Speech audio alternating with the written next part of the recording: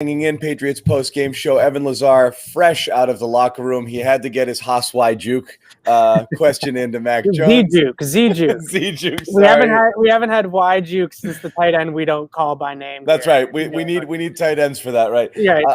Even though we'll get to Ossiasi, he had himself a good game today. Lots to talk about. Though a frustrating game on the whole, and just to kind of set the table, you guys all watched. It was an interesting week for the Patriots because you had Cam Newton with his COVID situation, missed his run-up of practice. Mac Jones got run with the starters. People were curious to see how they were going to start the game today. It again started with Cam. Kind of very vanilla stuff. Cam wasn't asked to do much. The Patriots offense on the whole didn't do much. Played one very uninspired quarter, and all the starters came out, and Mac once again ran twos versus ones a little, but we just never got to see in a preseason game Mac with the ones. We've only got to see it the practice this week, and then once against the Giants playing another team. Then he split the reps with Cam when Cam came back on Thursday. So was this, I guess, I don't know how to read this, Evan. I guess the easy thing to do is just to assume Cam Newton is the starter. That's why he's not playing much, and really call it a competition. But for the most part, it's been Cam all along. They've decided it. They know it. And that's why we're seeing what we're seeing. But it seems like a missed opportunity to those of you who've been watching training camp and wondering and thinking that Mac has played himself into a position where he legitimately deserves a shot to potentially be the starter here. And I know obviously there's a lot of fans who feel that way as well. So why play it this way? In a true competition, would you not think it would be worthwhile to see and give Mac a run in a game with starters? Or perhaps they saw enough at practice this week they didn't really feel like it. I'm not really sure why, if you didn't have an obvious number one starter and an obvious backup, why you wouldn't have given, in a true competition, one guy, the second guy, a chance to play with the starters and see what he's got. In theory, Wednesday, Mac Jones threw 40 passes, pretty much all against the starting defense for the New York Giants in joint practices in competitive 11-on-11. So in theory, he got that work on Wednesday, and Cam didn't get that work on Wednesday because of the COVID thing, so he wasn't at practice. So you could answer that question by saying Mac got the lion's share of the reps during the joint practices. Cam got the lion's share of the meaningful reps in terms of starters against starters tonight. But I think the other angle of that is Bill Belichick can get up at the podium and say, I haven't made a decision yet on the starting quarterback, because it behooves him to do that, right? And play a little bit coy with the Miami Dolphins. Which is fine, which is understandable if that's the case, and it might be, you know? Right. So if that's the case, I get it. Which is fine. But at the same time, what I see and what you can piece together from what we see out there at practice every single day and what we saw in tonight's game and pretty much throughout the entire preseason is Cam is the starter. Cam is the guy that's getting in the huddle and leading the starting offense with the first team reps, right? When they break the huddle, when they come off the sideline in these preseason games and they run the starting offense out there, it's with Cam Newton. When they get into practice and the 11-on-11 period comes up or a 7-on-7 period comes up, the first guy to take the reps is Cam Newton. So I think in theory, Mac got that work with the starters during joint practices. We saw some very, very good things out of him on Wednesday. Some things reverting back to the mean a little bit maybe for Mac Jones on Thursday. But the one constant that I see between these two quarterbacks, and you have to preface everything that you say with Mac and Cam about who they're going up against, right? Because Mac is with the backups going against the majority of his reps against backups. But I would say that on the whole, the decision-making for Mac Jones and the quickness of the decisions that he makes when he gets through the reads and gets the ball out, he has been the faster and more correct processor more times than not than Cam Newton this summer. I think Cam has made some really good strides as a thrower this year. His timing is better. His downfield ball placement is better, and I'm sure we'll get into the interception in a second, and I can explain my stance on that play. Which was one of the best throws he's made ever as a Patriot. Right. I mean, that really was good throw. A missile 35 yards on a rope downfield, right where it needed to be. So, yeah, I mean, yeah, we can go throw by throw as we get on. But, yeah, I'm still interested in this kind of global, Right. The big viewpoint picture. on what's going on behind the scenes there in the decision-making process. The bottom line to me, and from everything that I've been able to piece together, talking to people around the team, the bottom line is that Mac Jones, in my opinion, and this is sort of what's the word, informed speculation or informed opinion, if you will. Mac Jones is going to be a factor this season for the Patriots, meaning I do not think Cam Newton, unless he comes out and plays very, very well, we're talking not MVP status. I think that's a little bit unfair, but good NFL starter play. I think that eventually they are going to turn the keys over to Mac Jones this season. I think Cam's going to start the year mainly because when you look at that first month of games, Miami, New York, New Orleans, Tampa. New York, the Jets, they should be a little bit of an easy game. But for the most part, that foursome right there, those are some pretty good teams, right? Some really good defenses, some experienced defensive play callers. You go from Flores to Saleh to Dennis Allen to Todd Bowles in those first 4 games. And the one thing that I have seen from Mac Jones is that when they change the picture on the quarterback after the snap. So pre-snap, he gets a cover 1 read, right? Single high safety, man-to-man on the outside. That's what he's looking at pre-snap. Then the defense rotates into a 2 high shell after the ball is snapped. There's a little bit of hesitancy there of how to read that out because that doesn't happen unless you play against Clemson, maybe Georgia at times does stuff like that in college football. Not a lot of college football teams are spinning the dial like NFL teams do. They just don't have their bodies in the secondary. So it's a learning curve, right? He's got to learn how to handle that kind of defense. I get that, Evan. I just want to ask, what I don't get is I would understand if the Patriots were in a situation where they had kind of that uninspired league average quarterback. Let's call it like prime years Andy Dalton, who's ripe for the picking, who's good enough but not great. And you draft the kid and you know you're going to give it to the kid at some point, but you're waiting till he's ready. But they don't. They have a guy who statistically was possibly the worst starting quarterback.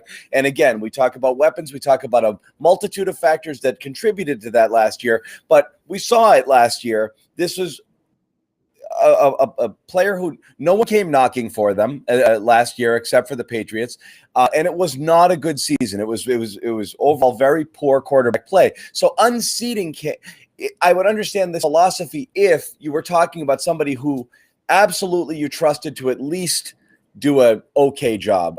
Do they trust Cam to do an okay job? Maybe their belief in Cam in year 2 is a good bit higher, behind the scenes. And justifiably, he already, as you said, he looks more comfortable mechanically, a little bit better. He's making better reads, definitely. But last year's version, that shouldn't be a difficult person to unseat. No, and I don't think that overall it's a difficult decision to make in the long term for Bill Belichick and the Patriots. But when you look at the history, there are some rookie quarterbacks that come in week 1, start week 1, Dak Prescott, Ben Roethlisberger. These guys start week 1 and are gangbusters, right? They're great from start to finish. Justin Herbert last year, great for the most part from start to finish.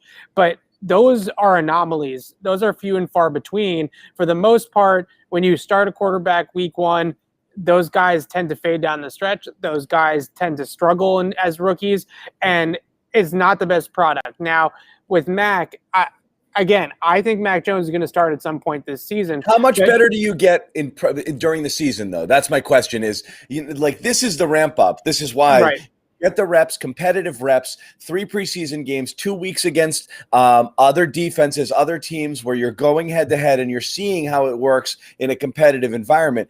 During the season, we know what this is. This is a day of rest. This is a walkthrough. This is an off day. This is one day to get back on the field and implement a game plan, and then another practice, and then and you got to give the starter all the reps there. So Cam's holding a clipboard just watching, or he's running scout team stuff. That's about it. I mean, you're not really preparing outside of what you're studying and what you're able to glean just being in a professional environment watching, but you've lost that ability to get competitive reps at that point. Sure. And that's a good point. I just think to me, what I have seen so far out there this summer and in the preseason games themselves as well is Cam Newton has made improvements on the margins. Is he Cam of 2015? Absolutely not. But I think that Cam has made enough improvements on the margins that for the first month to 6 weeks of the year, the Patriots can get by with Cam Newton as their starter and not be forced into a position to rush Mac Jones on the field. Because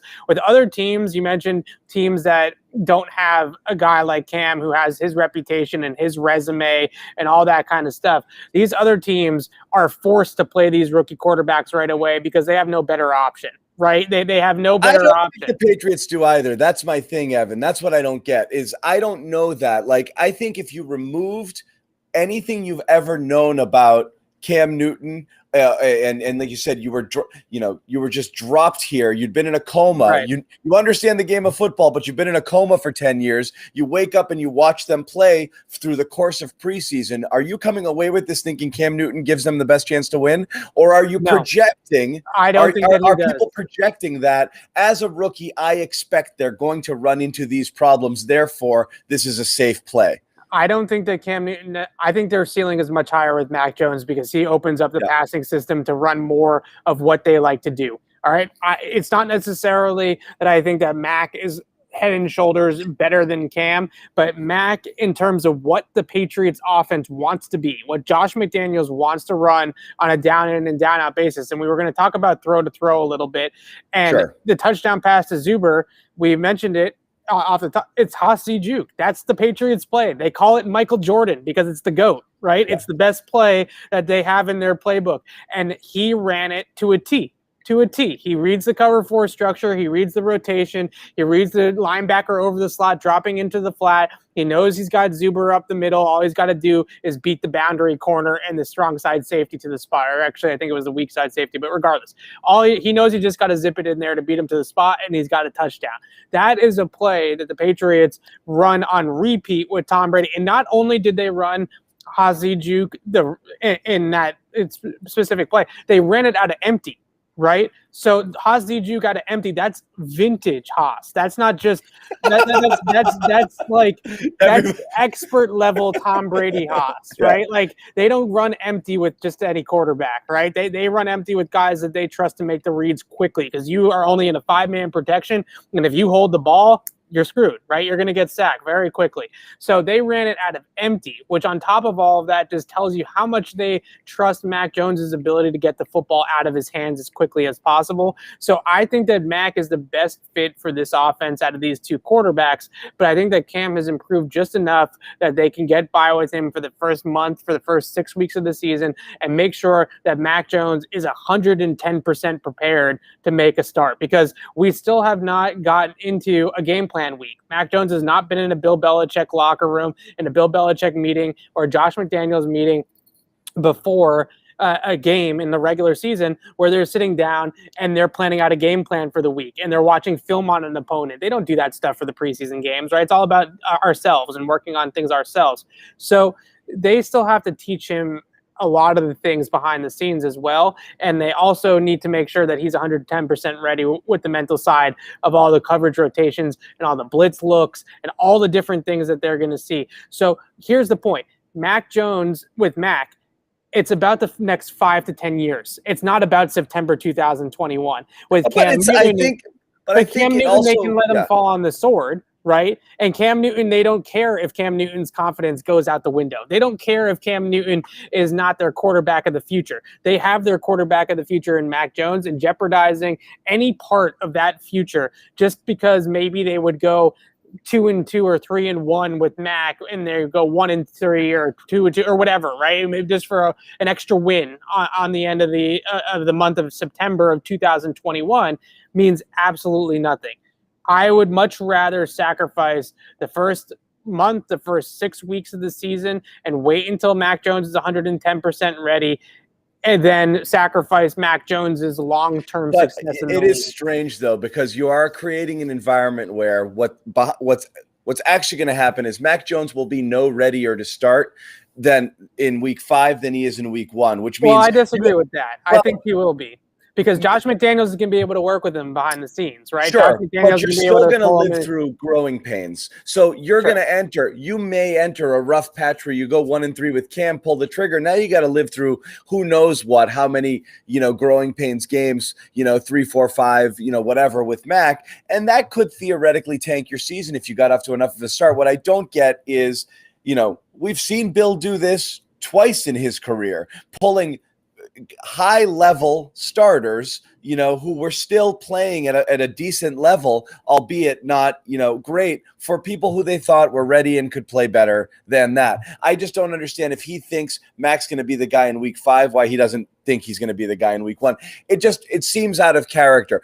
Unless behind the scenes they really do feel Cam is overall better. We're all idiots. We don't know what we see.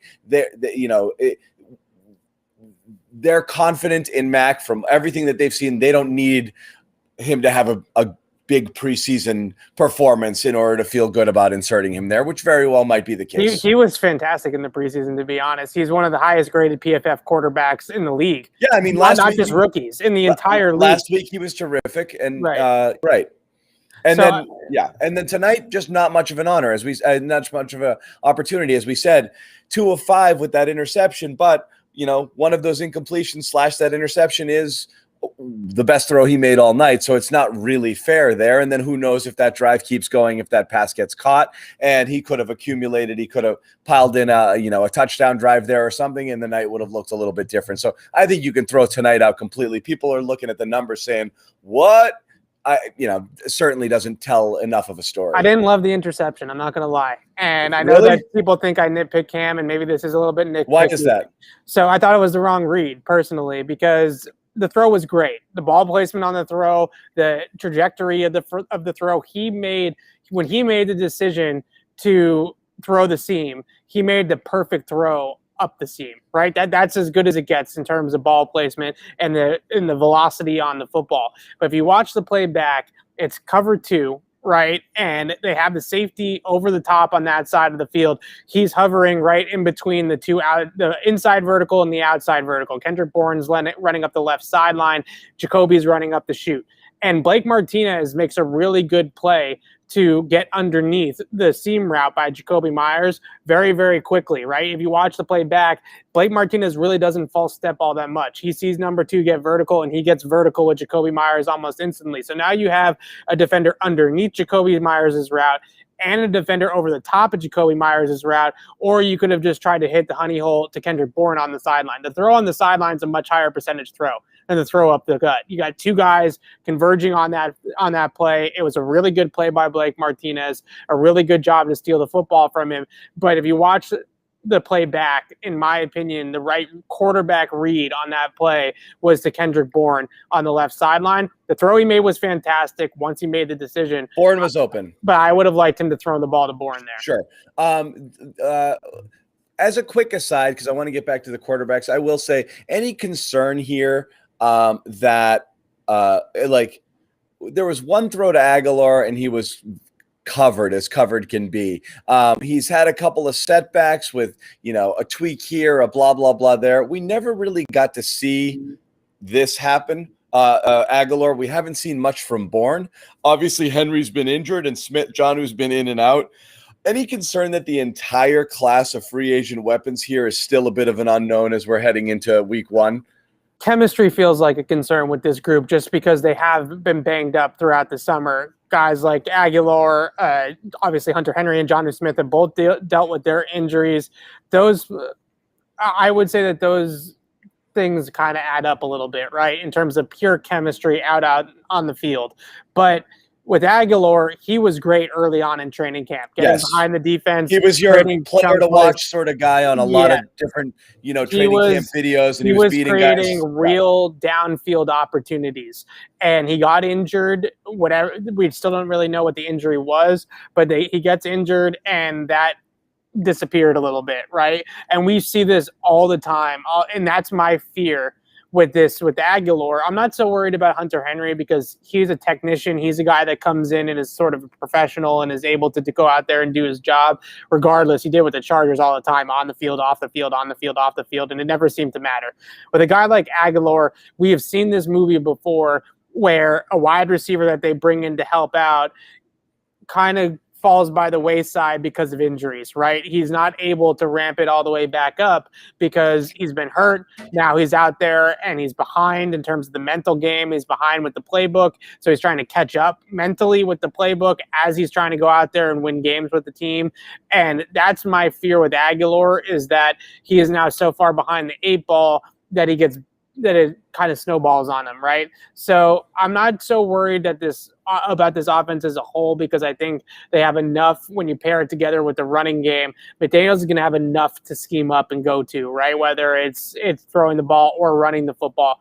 But the one concern that I would have is with Aguilar, and that is just once you fall out of rhythm with this offense. N'Keal Harry is a perfect example. Not as talented as Nelson Aguilar, but early on in his career, rookie season, gets hurt, spends the first 8 games on injured reserve. Derailed. Yeah. Just forget about it. Mohamed Sanu, right? Just forget about it. Once he gets hurt, they fall behind too far, and that's that. So that would be my fear with Aguilar, absolutely. Yeah. I want to get back quickly to the Cam Mack thing. Like I said, everything logical based off of what we've seen. Who's taking the first team reps? Cam missing his time, coming right back out and being the first guy. Cam once again leading with the starters tonight. Cam getting all first team reps in the preseason. Seems to be a big neon flashing light. Cam Newton is the starter. Is there any world in which it's not? Which is to say, again, this is what we see because this is what's happening. Is there any chance what we're all seeing is in deference to a veteran who has come in here, done everything asked of him, and was the clubhouse leader throughout training camp and the guy who earned it, so to speak, because of, like I said, coming in here, being a good soldier, taking a really, team-friendly deal, going through what he went through last year. Is there a world in which, in their eyes, they've seen enough from Mac where they didn't need to necessarily put him in with the starters? Is it a chance he's won it, we just don't know it, or it just really seems like it's all Cam? Because I do think what I do find interesting, there's certainly the games. Look, we're at the point now without, in the reading body language or reading the tea leaves sort of portion of things, which is Bill's going to tell you what he's going to tell you when he's going to tell you, and that's that. And you just got to live with it. But again, we're trying to assess the situation based on having covered the team for years, knowing how things work.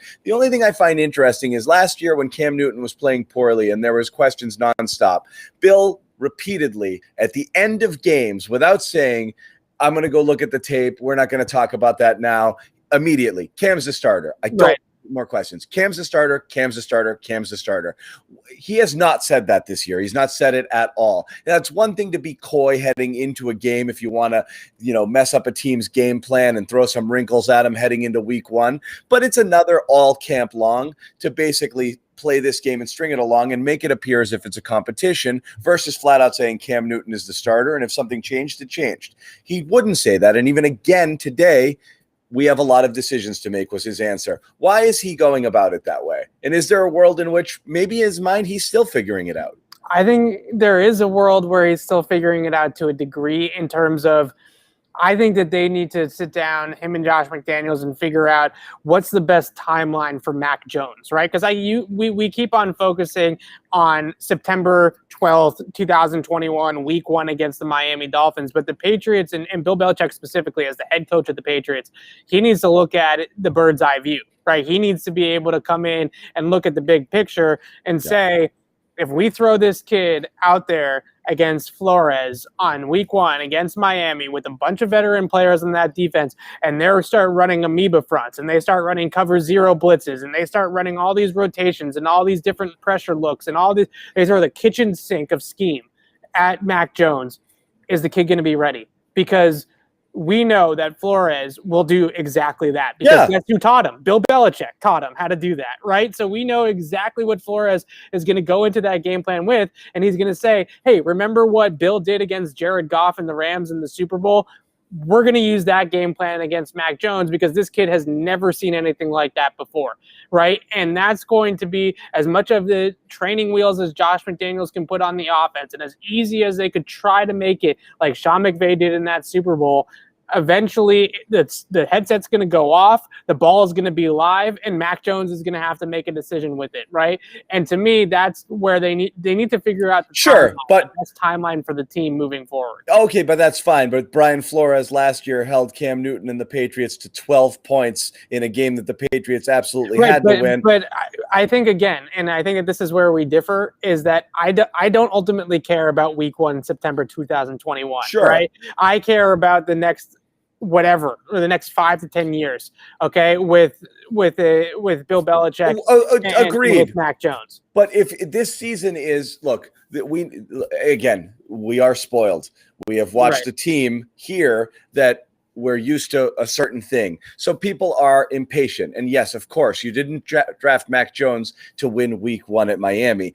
Simply the question is, again, a lot of teams go through this. It's just new to the Patriots. A lot of teams get quarterbacks. They're not expecting to turn around and win last year. But again, you're talking about a team that was a Super Bowl contender a couple of seasons ago to all of a sudden be just throwing seasons away and say, we'll get there eventually. You know, and I know there's we're not throwing seasons away. We're throwing 1 or 2 or 3 or 4 weeks, not throwing them away. But we're just giving them to Cam Newton because we think that Cam Newton can at least get them through it unscathed. They're not going to go 0-4 with Cam Newton at the quarterback position in September. That's fine. Do you think it's possible Bill and Josh, someone just asked here, kind of joking, but do you think it's possible Bill and Josh actually still don't know? I think it's possible that they actually still don't know. I also think it's possible that they might disagree, because Josh McDaniels is the offensive coordinator of the Patriots. It's not necessarily Josh McDaniels' job to think about the long term of the team, right? Like that's not what coordinators do. And when Josh McDaniels he's thinking this guy, but you see it. I mean, it's almost embarrassing. Right. It's like he got a new toy for Christmas and he can't wait to play with it every day. You see them walking and talking at practice. You see them on the sideline and he's like, oh, the guy who does the things that my offense does. It's obvious he's got, it's obvious. When they pull up the tape and they go through corrections the next day with the 2 quarterbacks, you got to think that Josh McDaniels is just giddy about some of the things he sees from Mac Jones, because I asked him, I think it was last week we spoke to him last Sunday. I asked him how he felt the pace of the offense was with Mac, because they were going no huddle. They were able to move it from point A to point B a lot faster. It felt like it was a lot quicker of an operation. And Josh McDaniels said there were very few, if any, pre-snap errors by his rookie quarterback through the preseason 2 games so far. None, basically, is what he said. Pre-snap errors, and he said he's doing a fantastic job of setting the table, which is what we want. Right, we want a quarterback that's going to put the other 10 guys in a position to succeed, and McDaniels said that that's exactly what Mac Jones does. Is he puts those guys in a position to succeed. You see the reads, you see the accuracy, you see the wise beyond his years at the line of scrimmage. You see all these types of things. He is going to play this year. Point blank. It's just a matter of when. And I guess we are nitpicking here, but my stance is and has always been. It doesn't appear close, that close. It clearly, in everybody's mind, if it doesn't happen in week 1, it's happening eventually. I think every single second you're messing around, splitting reps, or Cam Newton is taking reps with the ones, is just delaying not just the inevitable, but delaying the progress and possibly hurting your chances this season. I know a couple people have talked and written about this. Tom Curran had a column NBC. Boston, at this point, there's kind of a vibe of what are we doing here still at this point? If you know you're getting there, why are you slowing the development down by giving the snaps away? And that's, I guess, where because people are going to... It depends on what your view is of slowing down the development. My feeling on it is that I'm willing to have Cam Newton be the sacrificial lamb of the New England Patriots, right? If you got to throw Cam out there week 4 against Tom Brady to lose by 3 TDs, then no offense to Cam at all. It has been great, a great person for the Patriots, great locker room guy, great leader, all those types of things. But so be it. That's the point of a bridge quarterback, right? Is that you're fine with Cam having an issue, right? You're fine with Cam looking poor. You're fine with all these things. Just make sure that Mac Jones is 110% ready. That's all I'm going to say, because a lot of these young quarterbacks that get thrown into the fire too early, It ruins their entire careers, right? These guys' entire careers can get derailed by just 6 weeks of their first rookie season. Like Sam Darnold was never the same, right? The Jets threw Sam Darnold out there week 1, and he was never the same. Now, the Patriots have a much better infrastructure around Mac Jones than Sam Darnold ever had with the Jets, but it just feels to me like just be patient. Mac Jones is going to play. They're also going to – the Patriots are very smart. I mean, if you look at the handling of Tom Brady, I mean, Tom Brady was a game manager for 3 seasons. You know, like, I mean, the plays called, they didn't put him in a position where he had to do things that were beyond his comfort zone. And I think the Patriots are smart enough to do that with Mac Jones as well. They're not going to say, go out there and just sling it, kid. So I do agree on the infrastructure thing. I'm not particularly worried about the whole you're going to wreck his career sort of thing. I'm simply looking at it as in competitions, the better player usually wins. And I think we're just considering too many factors that have nothing to do with what's going on in the field in making this decision. And again, when you look at the 2 tapes and you look at the 2 players and you look at their performance in the preseason and in the training camp practices that I was able to watch, Mac has been the better player. Mac has been the better player. It hasn't always been not ones against ones with Mac. No, he has had a lot of reps against backups. Certainly, especially early on in training camp, he was going up against backups more than Cam. Right. But eventually, you have to call a spade. And Mac Jones, not only has he just been a better passer in general in terms of accuracy, decision-making, all those types of things, he's also just a much better fit for what Josh McDaniels wants to run. So he's going to start. I'm preaching patience here. Patience. It's going to happen. It's fair. So this conversation is similar to one that we've had. I guess the frustrating part is you're looking for something more definitive to happen along the way. It felt like there was a shift this week because of what had happened when Mac was forced into the situation, but it quickly reverted back to what we've been seeing, which is Cam's kind of leading the way. Still nobody really knows. And here we are. So the conversation will continue. I'm curious, though. I mean, someone's taking starter reps in practices, and I know you guys are only seeing stretching, from this moment forward. So you've lost the ability to, make judgments on what we see. So really, right now, we are at the mercy of whatever Bill, does and says, because you won't see. We're not going to see a thing. And again, for people there who don't know how it runs, training camp lasted all of this time. The reporters are allowed to sit in on practice, all of it, see everything. They are only allowed to report on certain aspects of what they see, but they get to see it. So there's a lot of context behind what everybody is saying in terms of their evaluations. And you get a lot of people who really understand what they're looking at. Now that goes away. We are now in regular season mode preparing for Miami, which means the reporters are out there on the field and they get to watch the guys stretch for 5 minutes and then they shut it down and everything else happens behind closed doors, so to speak. I mean, it's in a stadium, but that's it. So we've lost our eyes. We've lost our eyes and ears. We don't have eyes. We don't have eyes anymore. So it is a bit of a bummer. So we have what we have to go on. And after all of this time, again, you saw what you saw and nothing happened. So the conversation continues. Who knows if and when we'll have something definitive. We do have to move on. It's a different year with the 3 preseason games and very quick decision here on the cutdowns, which are coming on Tuesday. Usually the last preseason game is one where jobs are not really on the line and most decisions are made. And if you're talking about making a cut, you might be talking about 1 or 2 spots.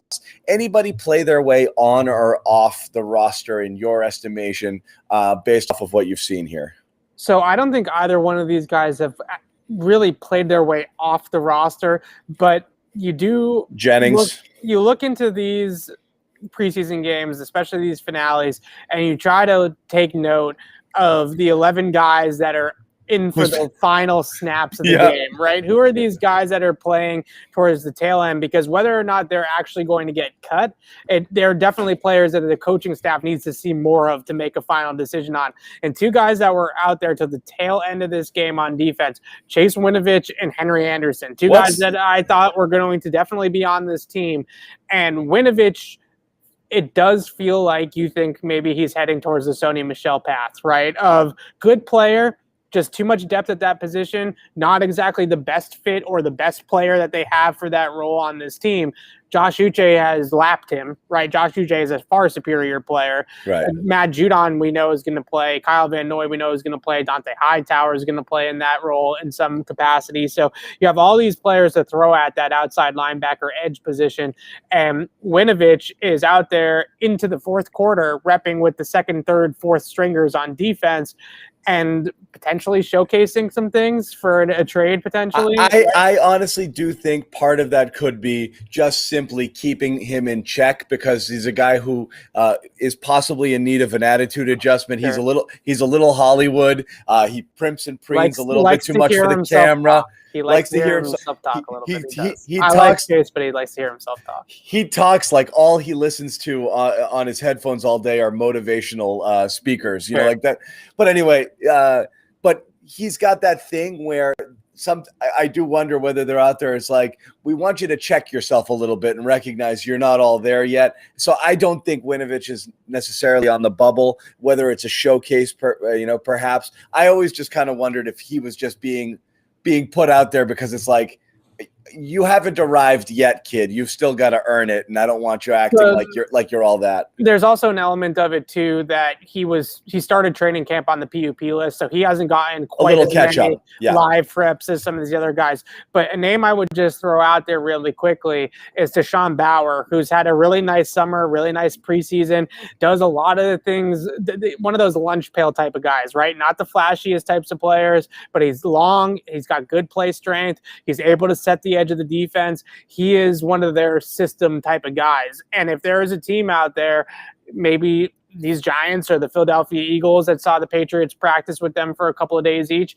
if there's another team out there that's willing to offer the Patriots value for Chase Winovich, let's say a third or a fourth round pick for Chase Winovich, and the Patriots trade Winovich, they keep Bauer on the 53-man roster as depth, that is a path that I could definitely see them going down, similarly to what we just saw with Sony Michel. The other guy is Henry Anderson, who I asked Bill Belichick about a couple weeks ago, and he was glowing in profuse, big-time praise for the veteran. Then he's out there with the defense with 2 minutes to go in the final preseason game of the year, and you start to wonder, is he somebody that might not actually make this team? And we've seen this movie before with defensive linemen that come in here as free agents, Mike Pennell, Michael Bennett, guys that just didn't click, right? Just didn't click for them, and maybe they could be on the outside looking in. But with Winovich and Anderson, I think both of those guys will ultimately make the team. With Winovich, the only reason why I see him off the team is if they actually get a decent trade offer. If they get a good enough trade offer for Chase Winovich, I do think they'll move him. Okay, couple guys who probably the biggest, the one guy who, I wouldn't say one guy you wanted to see more than anything, one guy we've seen virtually nothing from in his year plus here in New England, who showed something today, and people are talking about for sure, was Ossiasi. This was a bit of a revelation, and again, preseason doesn't matter, except for a guy who you haven't seen do a freaking thing since the Patriots made him a third-round draft pick a year ago. And Ossiasi looked kind of like the guy who was described to us by you and other people who watched tape on him, heading into the draft last season and after the Patriots selected him, of a guy who can do the kind of things that we saw him do tonight. So this was definitely encouraging, especially considering, again, Henry's banged up, and it seems like he's going to be all right for week one, but you can never have enough talent at this position or really at any of the skill positions for the Patriots. So this was certainly a positive development. They finally started to scheme up some things for him to actually get the ball, which was nice tonight. The tight end throwback play where they fake the handoff right. He comes back around across the formation to the left, and Mac hits him with that little bootleg, and they're able to get it into space. Tried to hurdle a guy, didn't work out, but that was a nice little play there for Devon Ossiasi. I thought the back shoulder throw up the seam was a really good adjustment by him. He said he was just reacting, kind of just in the moment, was able to see the football. But those types of adjustments, those types of back shoulder adjustments, you're not, no one's telling you that the back shoulder is coming, right? You got to make that adjustment instinctively. A nice play by a tight end to go up the seam, feel that happening, see the linebacker inside of him, the safety over the top, and know that the best place to throw that football was where Mac threw it, to the back shoulder. So a couple good catches. He also caught one on inside kind of option route, was able to get open there in the middle of the zone defense, sit it down. Good play there as well. So overall, I think that Devon Ossiasi has done enough. He can block a little bit too. I think he's a serviceable blocker. He's not Rob Gronkowski, obviously, but he can get away with it in the trenches. He can kind of block the stalemates and be able to hold up there. So overall, I think that Devon Ossiasi is going to make this team. I don't think it's very close with Matt Lacoste, who's also injured, so that definitely is a factor as well. But the four guys that I have on in that tight end fullback position, because I do have Jakob Johnson making the team because it's the Patriots, Hunter Henry, Jonnu Smith, Devon Ossiasi, I think are going to be your three tight ends this year. Okay. And so another guy who you weren't sure necessarily has a role on this team continues to show, again, it's against 2s and 3s, but JJ Taylor, again, every single time he gets the ball, he does something with it. It's kind of hard to ignore at this point. He's one of those players. It's funny because Ivan Fears warned us of this, and it was an interesting answer when he said it, because guys like Taylor that are incredibly shifty and incredibly explosive, you would think that a guy like that would show out in practice a lot, right? You would think that those kinds of players, typically the guys that look great in shorts and a t-shirt, we talk about all the time, right? We're always all over those guys, especially in the spring. JJ Taylor was somebody that's better in games, not in practices. He doesn't flash like this in the practices. He comes out in games and really plays to a different degree at a different level. And this might be getting a little bit too crazy, but if JJ Taylor can learn to return punts, I don't know about Gunnar Olszewski's spot on this team. He can't keep dropping passes, man. I mean, he's just not going to play any receiver for them. He's obviously a very, very good punt returner, but he's not Gunnar Olszewski, right? I mean, he's only a punt returner. Only. He's not going to return kickoffs. He's not going to play any wide receiver unless they absolutely have to throw him out there. And JJ Taylor can do both of those roles in terms of returning the football on kickoffs and on punts, and he can play a little bit of third down back. That's right. Another thing too, when you've got Slater and you've got Cody Davis and Justin Bethel Davis, and a lot of guys who are not playing at all. They're specialists. They're only playing special teams. Sure. Throwing another one in there as Gunnar is another tough one at a position. And I can see that as well. As you're running out of people. You need to be able to do more than one thing, unless you are. And again, it is tough because Gunnar was outstanding. He's a Pro Bowler at that position. So it would be something to give up. But it's too bad. He's not going to make it as a receiver here. And I don't think that they're going to cut him. And Julian Edelman, Troy Brown, those guys to a degree followed similar paths. But I would say that the one difference is that Julian Edelman and Troy Brown also carved out roles in other phases of special teams, right? Those guys covered kicks. Yeah. Those guys did other things in the kicking game. So Gunnar Olszewski is going to have to eventually round out his game to be, if he's only going to play on special teams, he's going to have to round out his special teams game to playing on 4 or 5 different units. It can't just be punt returns. It's not valuable enough to keep him on this team as just a punt returner. He needs to be able to do something else. Yeah. And then I guess the last thing we wanted to talk about a little bit is, you do have a bit of a N'Keal Harry conundrum. I don't know what would happen here, but do you see them? What do you do with N'Keal? Do you IR him to start the season? Right. Is he a cut candidate? I mean, trading him is difficult now because he's hurt. Any idea how that plays? And again, we're looking at I think the timetable people are throwing out there is 4 weeks ish from when he got hurt. So would put him into maybe week 2 or 3. So I had heard that it was a 2 to 4 week injury for N'Keal Harry, and I'm not saying that N'Keal Harry and the team aren't on the same page, but what I was told from a source in N'Keal Harry's side of things was that Harry feels like with rest and treatment that he should be ready to go week 1 in the opener, right? The Patriots are sort of alluding to the fact that they would like to rest him up a little bit longer than that and not put him out there right away. So he's going to make the 53-man roster regardless, right? Because they're not going to put him on IR and end his season. So he's going to make the 53, and then they'll make a decision on injured reserve. And then something will happen. Exactly right. Now, the one guy that really there's always a domino effect with these types of things, right? And the one thing that really impacts a guy like N'Keal Harry's decision in terms of his roster spot is Christian Wilkerson, right? He had a little bit of a lull there, right? He had about a week to 10 days where he was struggling, dropped some passes in Philadelphia, kind of disappeared in practice for a little bit after that.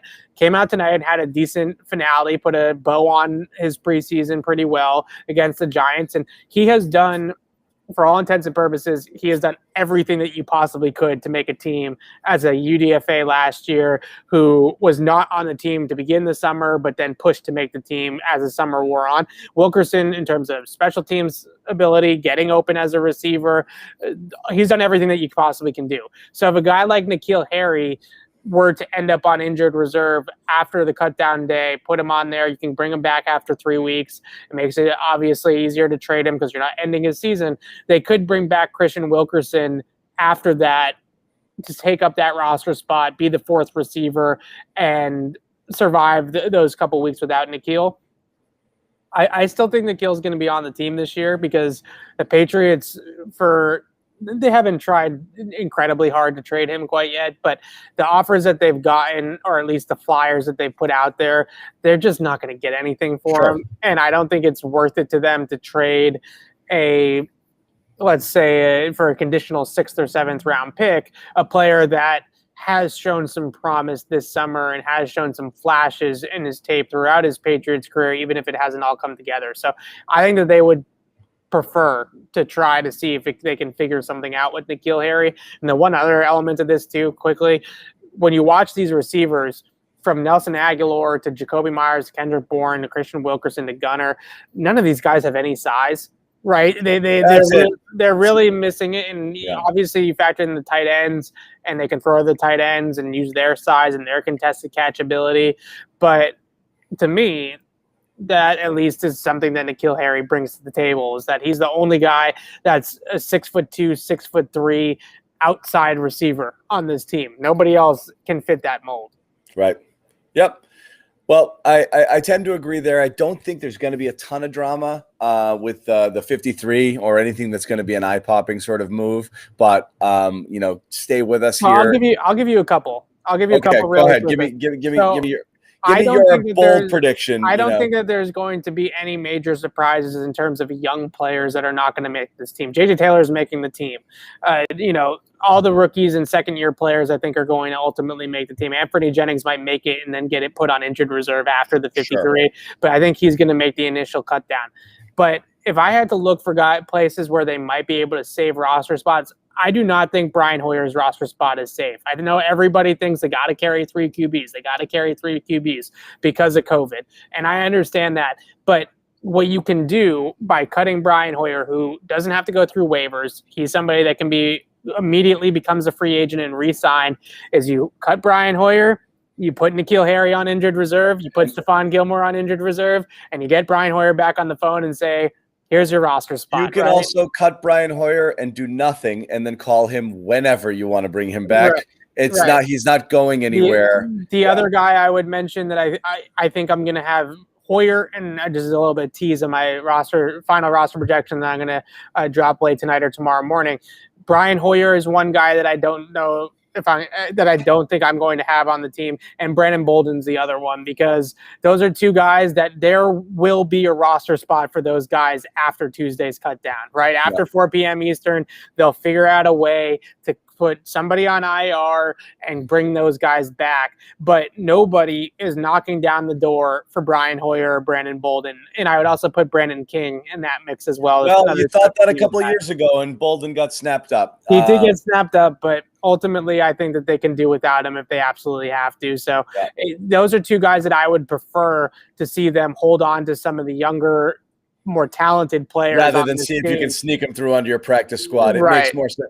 Gamble on a Bolden, gamble on a Hoyer instead of losing a guy who you actually want to hang on to. Because Mac Jones is 110% ready to back up Cam Newton if he's not going to be the starter, right? They don't need Brian Hoyer to be a backup quarterback this year. They're using Brian Hoyer as a de facto quarterbacks coach and a third QB in case Cam catches COVID. right? Yeah. That's the only reason why Brian Hoyer is here. So they can call him back up after the roster cut down. His whole family lives in the New England area. His wife, his kids are here. He doesn't want to pack up and move across the country just for 4 months. It's not worth it to him. So to me, I think Brian Hoyer, Brandon King, Brandon Bolden, these guys can be cut. They can be brought back after the fact. You open up roster spots for a Carl Davis. You open up roster spots for some of these DBs, Sean Wade, Juwan Williams, Miles Bryant, these types of players that are more Anthony Jennings, that are more valuable to the Patriots in the long term than a guy like Brandon Bolden. And then eventually you'll bring those guys back. Okay. So again, keep it with Evan, keep it with us here at CLNS. Check out clnsmedia.com. Evan, I'll have a write-up on the game coming up shortly and roster projections coming up. Of course, follow Evan Lazar on Twitter if you don't already. You can follow me. I don't care if you do or don't. But Evan's got the goods for you. He's bringing it daily. He's down in Foxborough. Obviously, he's at the Meadowlands right now, covering the game, and then he'll be in Foxborough next couple of weeks leading up to week 1 against Miami. Do you guys have a Patriots beat tomorrow?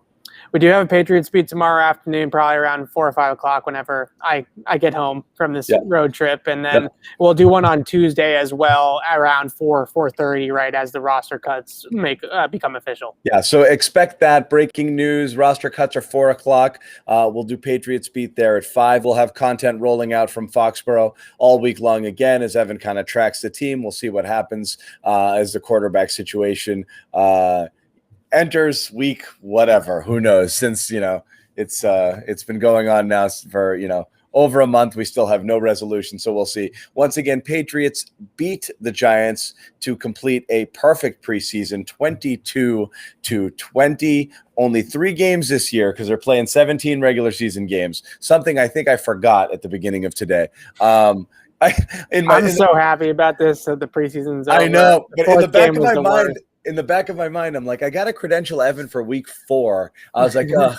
And then I was like, wait a second. I was like, there's no week 4. This is it. We're done. Beautiful. Let's go. So Labor Day weekend and then right to week 1. I love it. We're done. Football's happening, guys. So again, thank you guys for joining. Sorry for those of you who've been battling in the chat this whole time. It's been kind of grisly in there. Let's just have fun and talk football. Regular season's about to begin. Thanks for hanging out. Again, Patriots beat tomorrow live 4 or 5 o'clock. You want to check in with that with Evan and Alex. Until then, we will see you guys.